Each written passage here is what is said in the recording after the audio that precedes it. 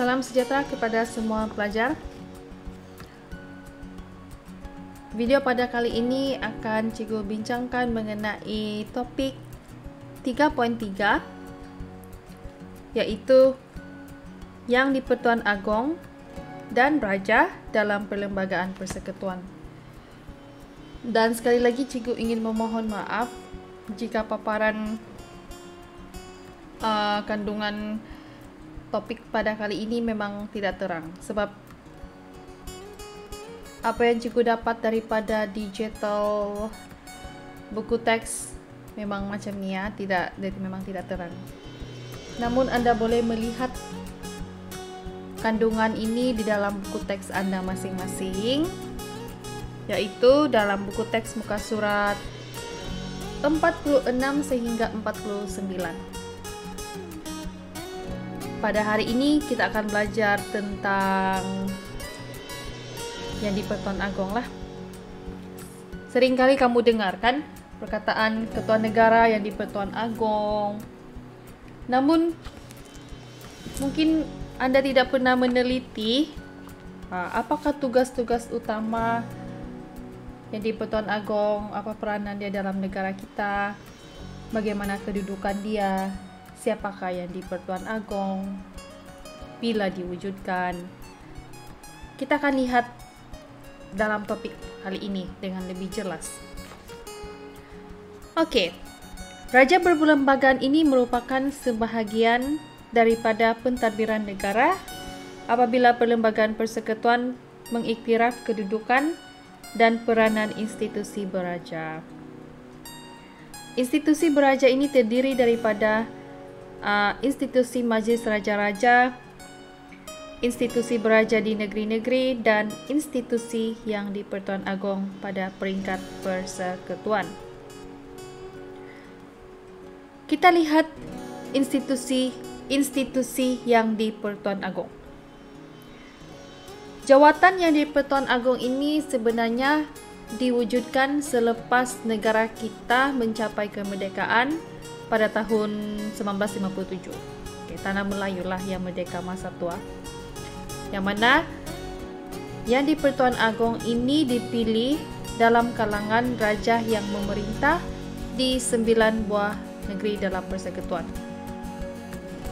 Yang mana negeri yang ada raja ini antaranya seperti Perak, Kedah, Perlis, Selangor, Negeri Sembilan, Johor, Pahang, Terengganu, dan Kelantan. Jadi maksudnya dari kalangan 9 buah negeri yang ada raja ni, maka dipilihlah salah satunya itu bergilir-gilir untuk menjadi yang di-Pertuan Agong. Negeri yang tidak ada raja akan dilantik yang di-Pertua Negeri. Jadi mereka tidak akan dilantik sebagai yang di-Pertuan Agong lah. Oke, jelaskan di situ. Pemilihan yang di-Pertuan Agong ini dilaksanakan oleh siapa? Oleh Majlis Raja-Raja, menggunakan kaedah yang sudah ditetapkan dalam Perlembagaan Persekutuan dan peraturan-peraturan Majlis Raja-Raja. Dengan adanya jawatan yang di-Pertuan Agong ni, jadi mereka pun adalah memperkenalkan jawatan timbalan. Sebab itu berdasarkan kepada Perlembagaan Persekutuan. Seperti mana yang kamu boleh lihat muka surat 46 ni, memang tidak jelas sini ya. Ini senarai yang di-Pertuan Agong negara kita. Cikgu sendiri pun susah untuk mengingat. Siapa yang boleh ingat sampai ke 16 ni, memang hebat lah, panjang ni nama diorang. Yang mana kalau kamu lihat sini, yang pertama sekali itu diambil daripada Negeri Sembilan. Nampak kan sini? Lepas tu Selangor, Perlis, Terengganu, Kedah. Dia akan bergilir-gilir dia akan berulang semula selepas itu. Okey. Dia bermula 31 Ogos 1957 dan yang sekarang ini yang terbaru ke-16 ni, baginda berasal daripada negeri Pahang. Namanya ke bawah dulu Yang Maha Mulia Seri Paduka Baginda Yang di-Pertuan Agong Al-Sultan Abdullah Riayat Udin Al-Mustafa Billah Shah Ibni Almarhum Sultan Haji Ahmad Shah Al-Musta'in Billah, yang bermula 31 Januari 2019. Sangat panjang namanya. Oke, ini adalah senarai yang di-Pertuan Agong yang pertama hingga ke-16. Jadi maknanya kita ada ke-16. Selepas Pahang ini akan digantikan Johor lah selepas ini. Begitulah ya. Setiap 5 tahun jawatan ini akan digantikan. Majlis Raja-Raja akan melantik yang di-Pertuan Agong yang baharu. Oke, mari kita lihat kedudukan yang di-Pertuan Agong ini.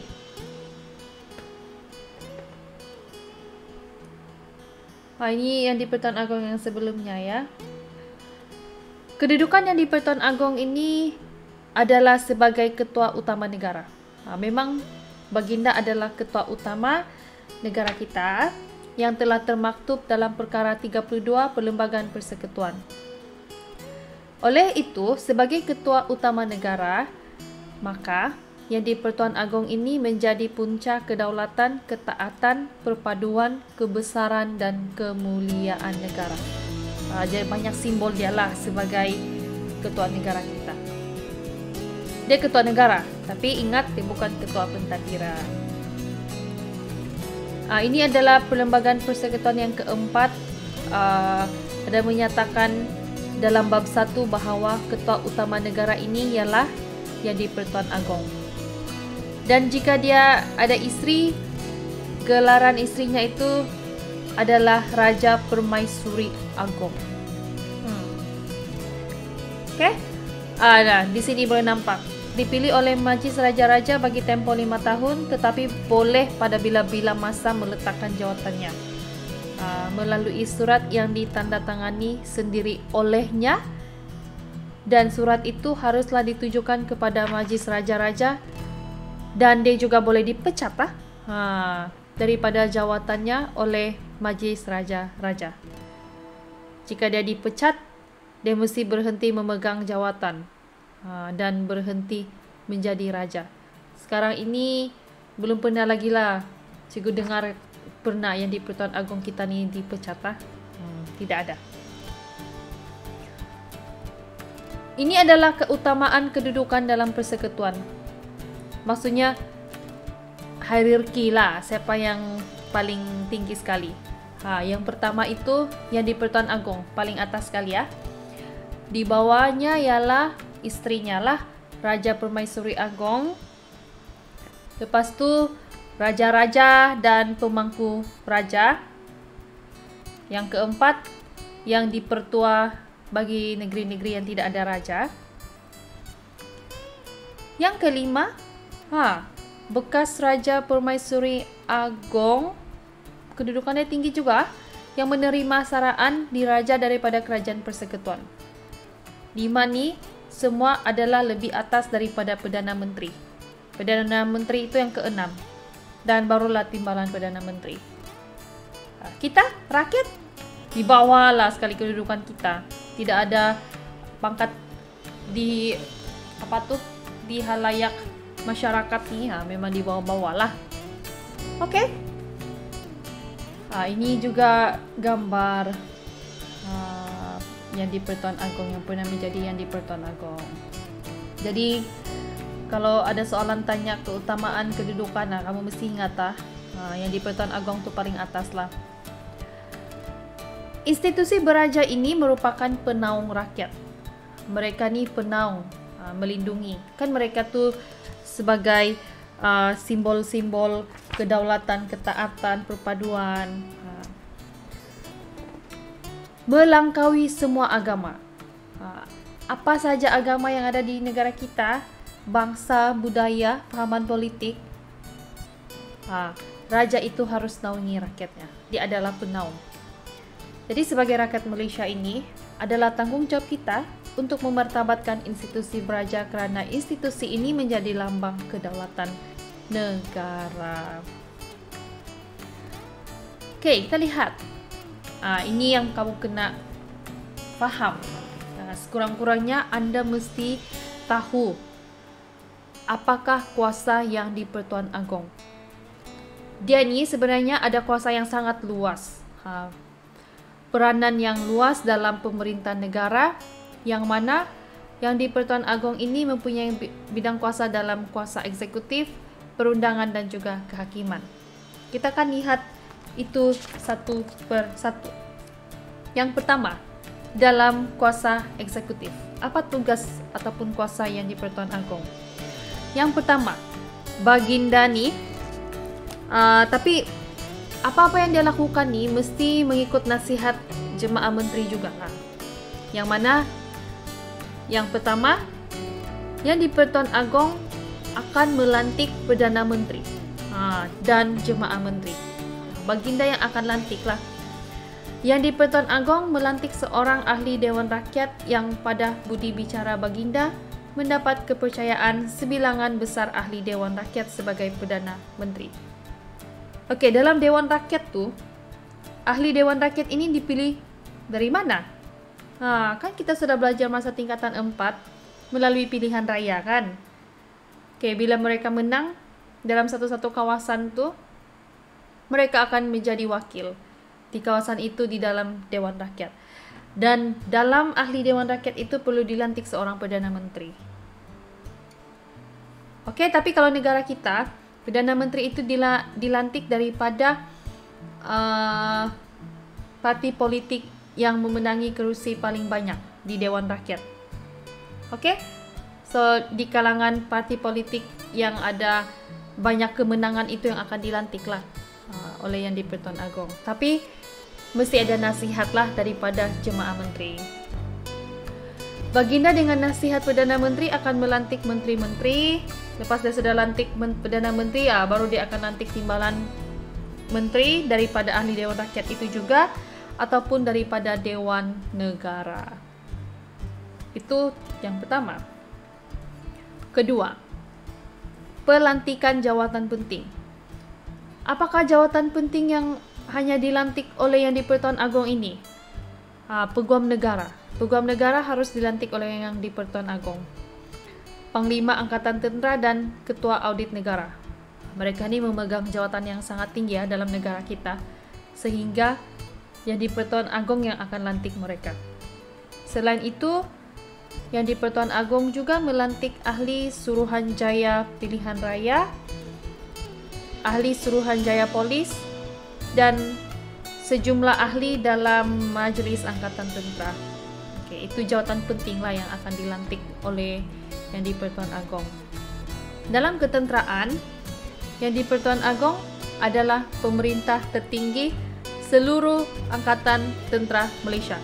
Sebab tu kalau ada perhimpunan ataupun perarakan, sebelum ni kan selalu dibuat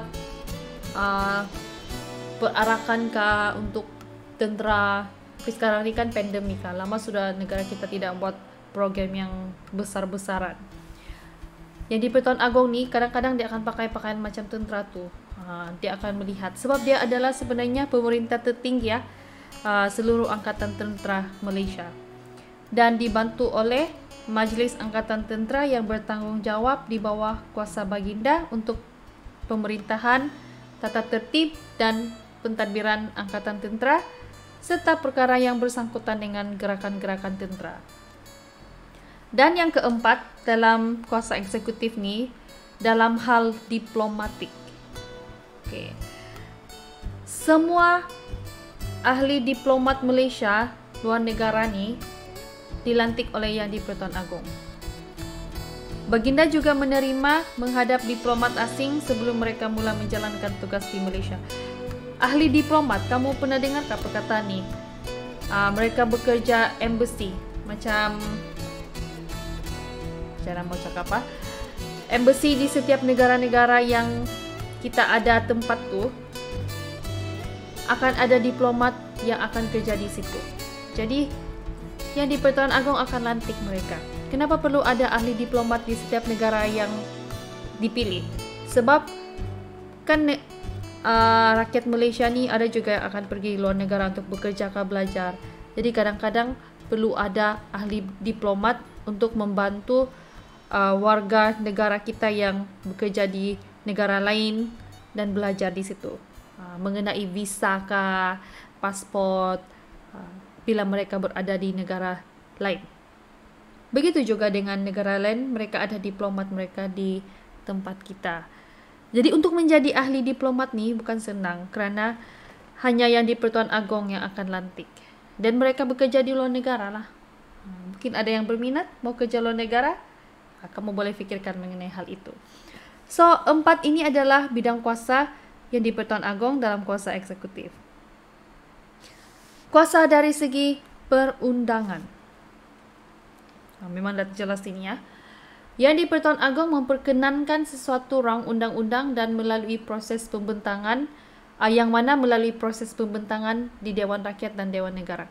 Maksudnya sini kan, mana-mana undang-undang yang ingin diwujudkan, yang sudah dibincangkan dan sudah dibentangkan di Dewan Rakyat dan Dewan Negara, yang di Pertuan Agong akan perkenankan, maksudnya dialah yang akan mengesahkan bahawa undang-undang itu dipakai, boleh diterima ataupun tidak. Itu kuasa dia dalam bidang perundangan. Dan dalam bidang perundangan ini dia ada 4 perkara yang kamu boleh lihat sini. Yang pertama mengenai persidangan parlimen. Yang di Pertuan Agong mempunyai kuasa untuk memanggil parlimen bersidang. Baginda juga berkuasa memberhentikan dan membubarkan parlimen. Negara kita baru disebabkan oleh pandemik COVID-19 yang tiba-tiba mendadakan beberapa bulan yang lalu, yang di Pertuan Agong telah mengisytiharkan darurat parlimen. Tidak membenarkan parlimen itu bersidang ataupun dibubar ke apa saja, darurat. Sebab masalah wabak yang menular ini. Dia ada kuasa untuk panggil bersidang dan bubar, untuk bubar dan juga untuk mengisytiharkan darurat yang berlaku sekarang inilah. Dari segi agama, yang di Pertuan Agong ini adalah ketua agama Islam di negeri dia sendirilah.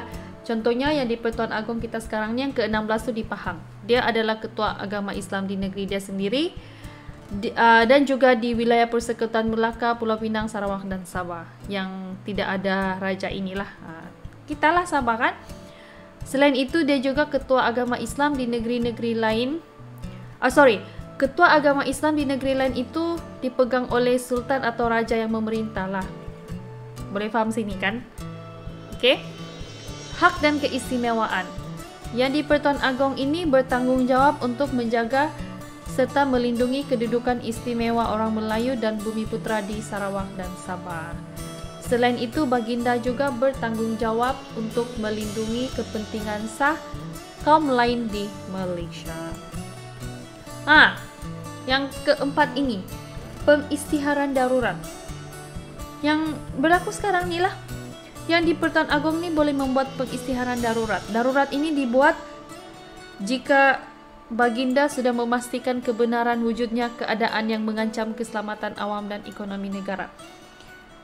Tapi darurat yang kita ada sekarang ini parlimen sajalah. Parlimen itu tidak boleh bersidang dan tidak boleh dibubarkan. Sebab kalau dibubarkan akan perlu pilihan raya kan. Macam yang Sabah lah baru-baru ni yang berlaku tahun lalu. Apabila Dewan Perundangan Negeri Sabah itu dibubarkan, Dewan Undangan Negeri Sabah di DUN, perlu berlaku pilihan raya. So, yang di Pertuan Agong mengisytiharkan darurat untuk parlimen supaya tidak boleh bersidang dan tidak boleh dibubarkan sehingga Ogos 2021. Ini tanggungjawab Sultanah dalam kuasa perundangan. Dan kuasa kehakiman, hakim pun dia ada kuasa juga. Dia melantik hakim Mahkamah Atasan atas nasihat Perdana Menteri setelah dipertimbangkan oleh siapa? Oleh Suruhan Jaya Pelantikan Kehakiman dan berunding dengan Majlis Raja-Raja. Jadi hakim Mahkamah Atasan itu dilantik oleh Yang di Pertuan Agong. Siapakah mereka? Contohnya Ketua Hakim Negara, Presiden Mahkamah Rayuan, Hakim Besar Mahkamah Tinggi Malaya, Hakim Besar Mahkamah Tinggi Sarawak dan Sabah, Hakim Mahkamah Persekutuan, Hakim Mahkamah Rayuan, dan Hakim Mahkamah Tinggi. Yang semua tinggi-tinggi ini, mereka semua dilantik oleh Yang di-Pertuan Agong. Tapi atas dasar nasihat Perdana Menteri juga. Kuasa pengampunan. Oke, Yang di-Pertuan Agong ni dalam hal-hal jenayah yang berlaku di wilayah persekutuan, seseorang yang sudah dihukum, dia boleh memohon keampunan daripada Yang di-Pertuan Agong. Namun, jika Yang di-Pertuan Agong ini mahu memberikan pengampunan, dia mestilah bertindak di atas nasihat daripada lembaga pengampunan. Yang di-Pertuan Agong berkuasa mengampunkan, menangguhkan, meringankan hukuman yang dijatuhkan oleh Mahkamah Tentera, Mahkamah Syariah di Melaka, Pulau Pinang, Sabah, Sarawak, dan wilayah persekutuan. Jadi maksudnya Yang di-Pertuan Agong ni dia sahaja yang boleh memberikan pengampunan.